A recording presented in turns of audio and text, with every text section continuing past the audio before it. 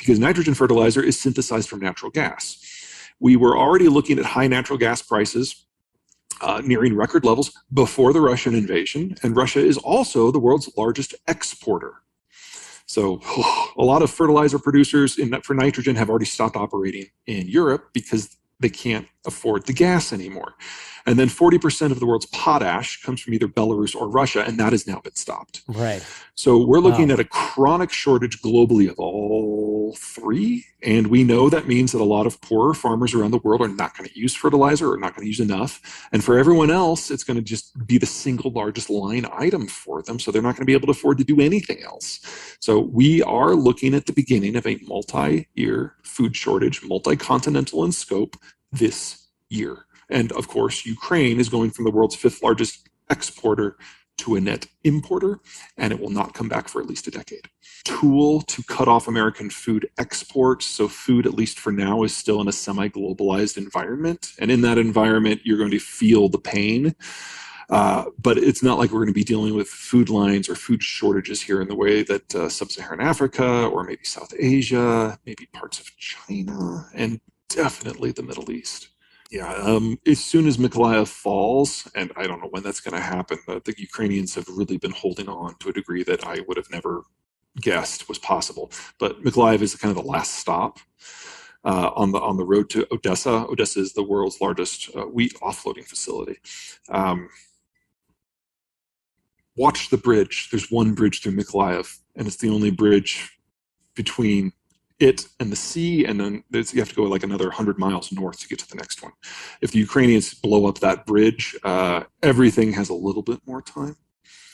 But that's about the only bit of good news, if that's the right phrase. We're talking about food price increases that are significantly higher. We only had a tripling of food prices in the Middle East the last time we had any sort of disruption. This is going to be at least twice as bad. Primary export market is the Middle East. Ukraine's secondary market is the Middle East. That's just not happening this year, and that's independent of the fertilizer program.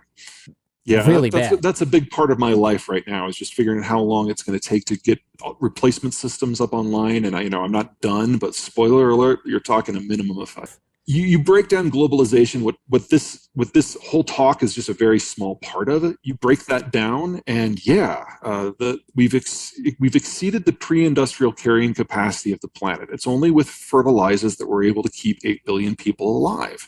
And so if you remove the industrial level inputs that allow that to happen, we will have famine. It will be worst in the Middle East. Probably second worst in China, because that system hasn't fully broken down yet. And then it's a toss-up for number 3 between sub-Saharan Africa and India, Pakistan. And the only reason that India and Pakistan, I think, are going to come out of this okay is we're the first stop out of the Persian Gulf, so oil, natural gas, they're okay-ish. And they have, on multiple occasions, shown that if they just throw a bottomless supply of people at their agricultural sector, they can get sufficient production by substituting labor for fertilizer. Now that has other economic problems, but it does mean that mass famine can be avoided to a degree. Well, I mean, India, some of the decisions that the Indians have made over the last 50 years that we look at as just economically silly. Like every time the farmers throw a fit, they back away from whatever the modernization program was. And that has always been dumb in a globalized world. In a non-globalized world, that's actually pretty smart. I like to say that India has looked more or less like it has today since the time of the 5th century AD in the Hindu kingdoms. And nothing as small as the end of the world is going to change how India functions. This is just India. In the West, what we think of as the geography of agriculture is changing radically, because they're shutting down nitrogen fertilizer fabrication in Europe because they can't get the natural gas at a price point that makes sense. And then, of course, phosphate is from the east, and potash is from the other side of a new iron curtain. So you're looking at the European continent and all of the former European colonies having to radically overhaul how they even decide agriculture functions and how energy functions. And we're only in the very, very beginning of that unwinding. Biden is a populist, Trump was a populist, Obama was a populist. You see a trend here. Yeah. And so if you have an American president who thinks he can ban the export of crude oil in order to protect American consumers from high oil prices, they'll absolutely do it. So we can have a floor on prices here of about 70 and a ceiling here of about 70, and a floor everywhere else is at least 150, probably closer to 200. Because if we can show to ourselves that we can drop oil prices at the price of everyone else, we're an insulated economy. We're the military position of last resort and first resort for most countries. That puts the United States in a fundamentally different position than we were during the Cold War, where we had to carry the burden in order to fight the Soviets. If we decide to remain involved, knowing that there's a high economic cost and very low payout chances, just doing it because it's the right thing, that's a different America, and that is the America, to be perfectly blunt, we haven't seen for the last 15 years. I would love for that to happen.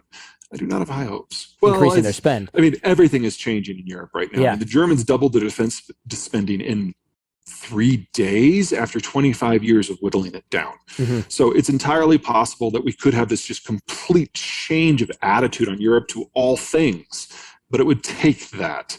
And we're going to have a situation in the not too distant future where the Russians are going to try to lever key NATO countries out of the coalition in order to prosecute the Ukraine war. We have to see what they do before anything else. They're going to try and what? Letter key? Think of it as a crowbar. There's a couple of pipelines that go directly to Turkey and Germany that won't be interrupted by sanctions, won't be interrupted by the war or sabotage. And the Russians will give the Germans and the Turks, the option of keeping the lights on in exchange for some security favors. Okay, so I never treated that with much sincerity, and the Russians are asking the Indians to pay for the oil in rubles, and nobody wants rubles. Not even the Chinese, who technically have a currency swap agreement want rubles. What you want for a global currency is a country that has a deep financial pool, that doesn't care about the day-to-day motion of the currency, and honestly doesn't trade very much, because then they'll have a vested interest. So any country that doesn't match those three is going to manipulate their currency to their own best interests when it comes to trade. So the idea that there's a power out there that is actively involved in the energy markets that can suddenly become this impartial arbiter is silly, because there's nobody. The United States is kind of the perfect match because its energy needs are met within North America or within the United States proper for most things.